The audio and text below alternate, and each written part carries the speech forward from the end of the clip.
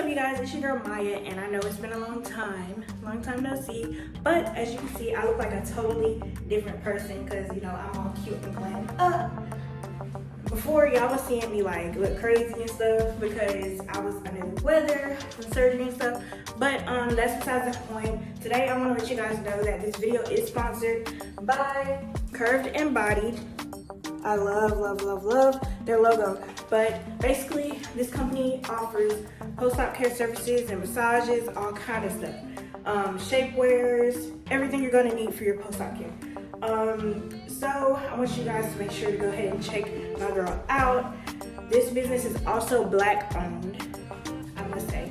But since it's Black History Month. But anyway, make sure you guys go in the description and check her out. She does an awesome job. She can get anything from shapewears, FAJAs, waist trainers, and also she offers post-op care massages and body care, body contouring, even if you don't have any type of cosmetic surgery. But yeah, you guys can go ahead and check that out in the description, and let's go ahead and get into the video. So first off, before we get into this video, I want y'all to check my little fit out. Just something cute from Fashion Nova. Gotta check the booty out. But anyway, this is also from Fashion Nova. I will be doing a Fashion Nova haul very soon. You guys will see that soon. But anyway, today's video is gonna be about 1,000 things that I wish I would have known before I got my surgery. So, I was gonna do just 10 things, but honestly, I cannot just do just 10 things. Like, it just wouldn't make sense, and I wouldn't even be able to. I would have to make a second video. But I'm just gonna put everything in a nutshell for you guys in this video. So I hope you guys enjoy. Also, this video is not to deter anyone from getting surgery, but this is just the things that I experienced.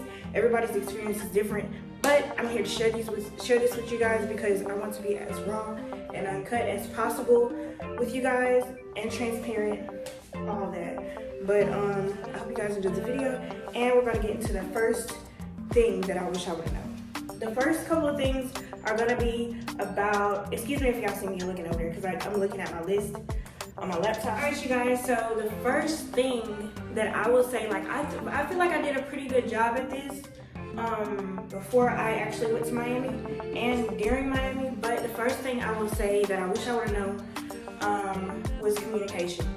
Over communicate with your coordinator, whoever is organizing your whole surgery. Make sure that you over communicate with them. I feel like this is something that I already knew because I've heard a lot of horror stories of women that didn't communicate enough and they thought their coordinator knew a certain thing, like what they wanted done, you know, anything. Like, communication is very important with your coordinator. And the second thing I will say is to be early for everything. Be early for your flight, be early for your Uber. Well, of course, you know, Uber's outside, but be early for your surgery, be early getting up the day of your surgery, be early for everything because you never know. Sometimes other people's surgeries get done early before yours. Anything can happen. Just make sure that you're early for everything because, like, this was my first time flying on a flight at all, like, period. And I did this all by myself, but I was this close, y'all. I was this close to being late for my flight, and I was just like so terrified because, like, when I got in the airport, they were like, "Oh, you're too late for boarding." Da da da. I was like, "What?" And then she made me go to like this customer service thing or whatever, and I ended up making it on time. But yeah, just make sure you're early for everything. All right, this is number 3. Miami. Getting surgery in Miami is super duper fast because they're getting 50 million girls in and out every day. So you gotta really make sure that you're on your game. You gotta make sure that you're ready, all that, because all the nurses and doctors, they're pretty much like, okay, let's get it, let's go, next person.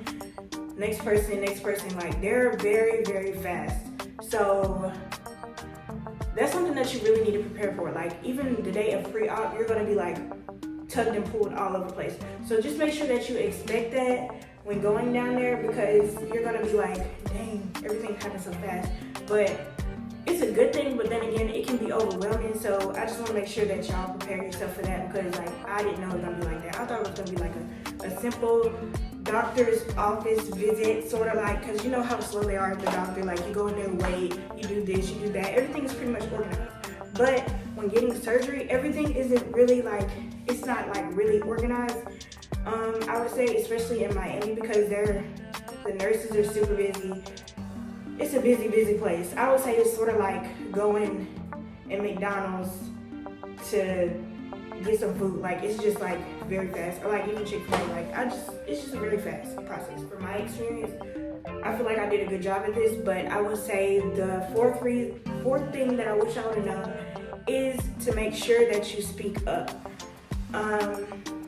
Coordinators can be very nonchalant and very like, they're not going to tell you everything. So you got to make sure that you speak up for yourself. Make sure that you know what's going to happen, or you know what's going on at all times. Because miscommunication is very easy to have, and this goes hand in hand with communication.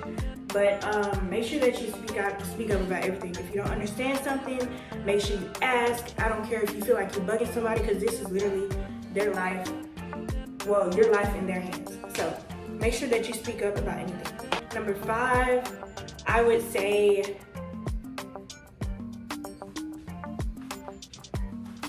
all right, so number 5, this really only goes hand in hand even if you're having like a personal care person, like a travel recovery nurse. But this really is for my girls that are going to a recovery home with multiple girls in there, like I did. I was basically in a recovery house. But thing number 5 is make sure that you introduce yourself to your recovery home nurses. They should know you by name. They should know who you are, just so you won't just seem like a number in your recovery home. I made sure I did that. That's just a tip for you guys. But yeah, that's just simple. All right, so this is for my girls with braces. But thing I wish I would have known, thing 6 is I wish I would have known to get a mouth guard, or at least bring wax. For your teeth, because when you get your surgery, they're gonna stick a tube down your throat, and you don't know how that tube was laying on your mouth while you're asleep. So like when I woke up, I had basically like a busted lip on the inside, like right here.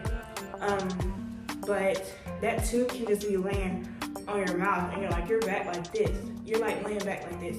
So imagine that tube laying on your lip that whole surgery. So you want to really make sure that if you have braces, make sure that you get wax or something.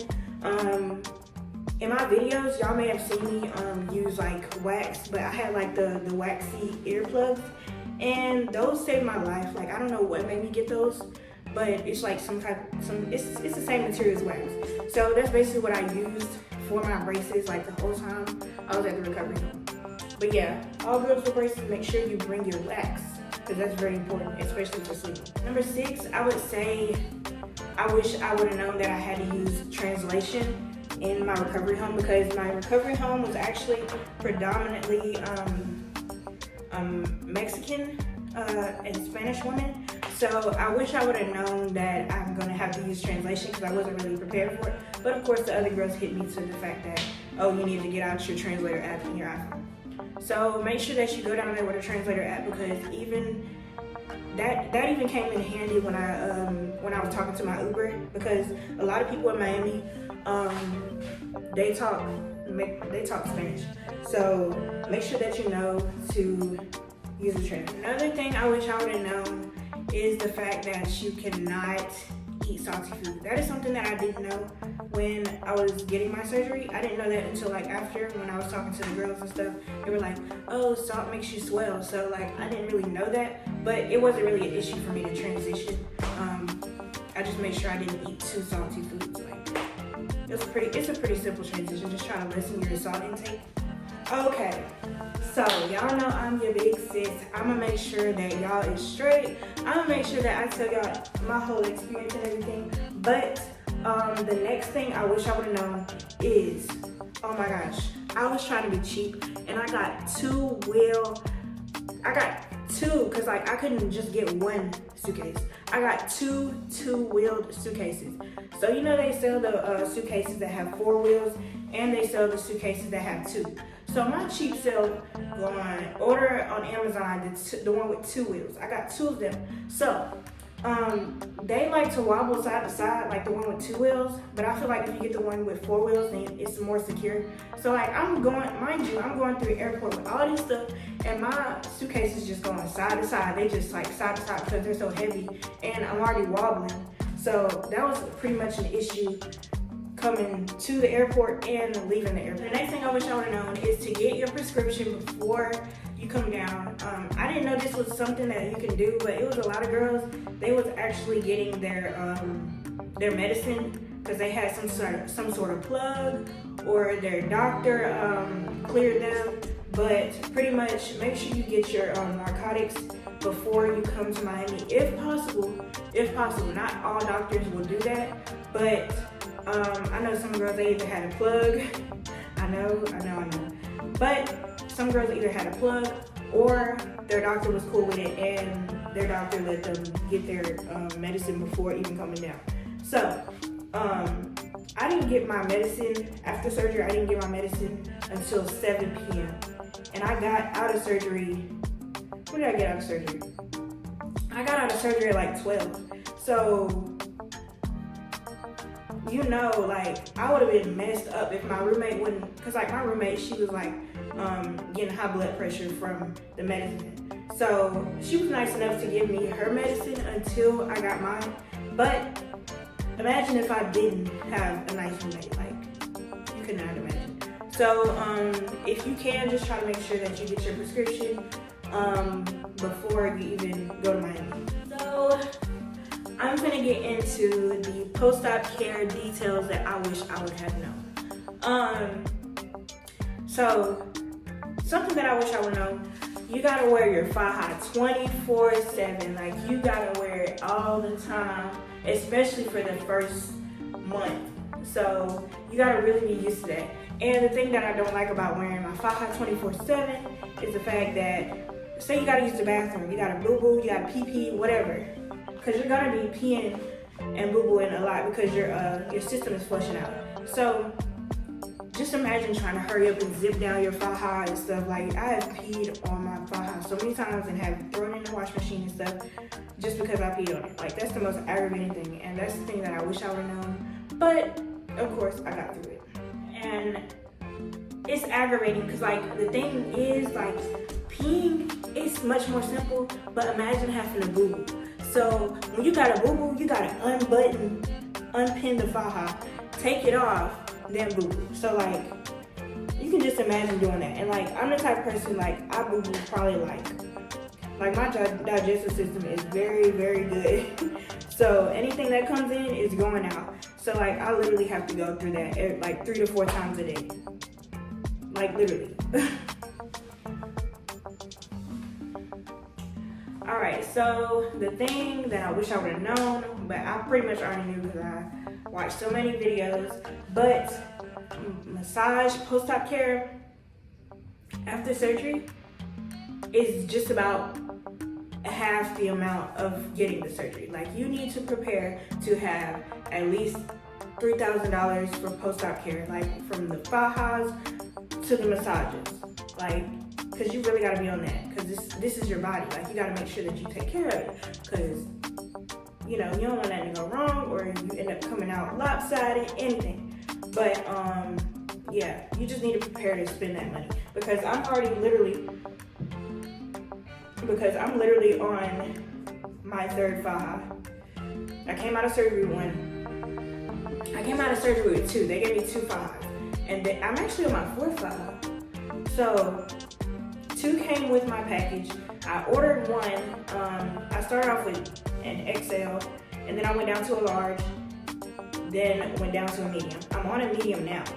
But you just gotta prepare for spending that money on those FAJAs, because once you put that FAJA getting loose, you're gonna need a new one, because there's no reason why it should be easy to put your FAJA on. So sis, if your FAJA is easy to put on and you can just put it on real quick, you need to get a new FAJA. It's time to go down this time. Before surgery, everyone was talking about body dysmorphia, and I was just like, look, I'm gonna be good. Like, I'm gonna be straight. I'm gonna love my body. Like, I love my body, but it just be certain things that I'm just like, is that supposed to look like that? But anyway, this next thing is the fact that body dysmorphia is real. So sometimes I be looking at myself in the mirror and I'll be like, is that supposed to look like that? Or like I'll overanalyze myself. But you cannot do that. You cannot do that. Your body's not gonna look like anybody else's. But most of the time, what makes me feel better is the fact that I literally had a big gut sitting in front of me. I'm gonna insert a picture of how I looked before, and but what keeps me going is the fact that I had a big gut before my surgery. So that's the only thing that I really wanted to get rid of. Like, that was my main focus. Like, I didn't really care about the butt. The butt was just a plus. So that's what really keeps me going as far as my body. So don't mind, I'm a little swollen right now. I'm being disobedient, not wearing my FAJA. But that's what really keeps me going as far as like when I try to get down, when I'm about to get down on myself about how my body looks. And I go look at all the nice comments from you guys. I really appreciate all the support. But body dysmorphia is real. When I first went to surgery, I gave my doctor wish pictures, and I was just like, I want to look like this, Like, I knew I wasn't gonna exactly look like that, but I was basically showing him what I want to look like, similar. But I did not come out looking like those pictures at all. But I do love my body, because the thing about it is, like, you can't really compare yourself to other women because everybody's different. You can't really say, oh, I want to look like Kim Kardashian, oh, I want to look like Nicki, oh, I want to look like Cardi B. Like, it's just not going to work out like that. Like, your body is just totally different. So, don't compare yourself to anybody else. Save yourself the heartache, please. So the next thing, I'm just so glad that I got past this stage. But the next thing is, you are not gonna be able to sleep for the first 2 weeks, maybe even a month. Like, it's some girls like that, like, are 2 months, like, they can't even sleep properly, or they can't even go a full night sleeping. So what I do is, like, if I feel like I can't sleep, I'll just take a Tylenol PM or something like that. But yeah, you're gonna have trouble sleeping. So, like, if you're thinking about getting this surgery, be prepared to not be able to sleep comfortably, because think about it, your whole body is pretty much sore from here to here if you get a BBL. Now, if you get your breast did or anything else, of course you're gonna be uncomfortable with that too. But no sleep in the beginning, for real. Alright, so the next thing, this is the next and last thing that I wish I would know. I knew the recovery process was gonna be long, but actually going through the recovery process, it's like an up and down roller coaster. But the recovery process is very long. So if you're thinking about doing this, think about that, because the recovery for a BBL is 6 months to a year. And I am only on month 2 going on 3. I'll be on 3 months, March 3rd. So, like, you can just imagine how long that is. Now, as far as my body is right now, I'm gonna give y'all a little update as far as, like, being almost 3 months. My body is still sore, like, for the most part. It's just tender. Like, I just get like my stomach is like a rubber band. So imagine like a rubber band being pulled. That's pretty much how my torso feels. If you feel like that in the comments still, let me know, and let me know what month you're on post-op.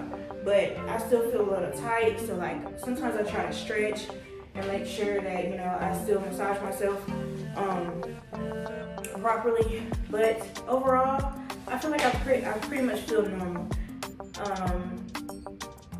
So my stomach is just tight, and as far as jumping up and down, my butt hurts just a little bit, but it gets better and better every month. So yeah, there's that. But that's pretty much it for this video. Comment down below some things that you wish you would have known before, just to help some other girls that may be watching this video. I will be looking at y'all's comments, so feel free to comment. Don't be scared, I don't bite. But yeah, that's pretty much it for this video. Make sure y'all like, comment, and subscribe. And follow me on TikTok, because I've been making some funny TikToks and they be trying to talk about me on TikTok, and I need y'all to go and, you know, defend me in the comments. That's on theory. Why are you? Yeah, don't forget to like, comment, and subscribe, and make sure y'all follow me on Instagram, TikTok. I'm gonna put my link tree in the description. I'll talk to you guys soon.